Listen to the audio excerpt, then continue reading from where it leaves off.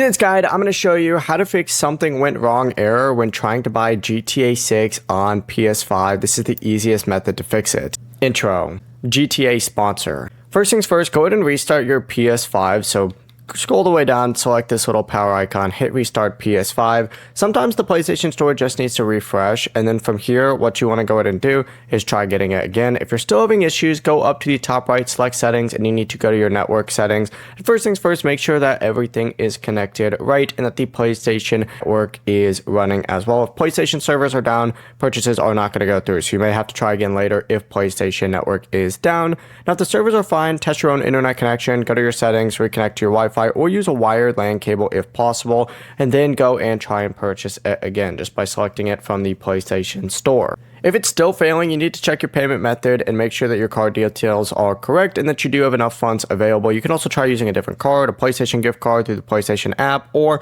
you could also get it through the PlayStation website while signed into the same account. Once you have it purchased, the game will appear in your library or downloads.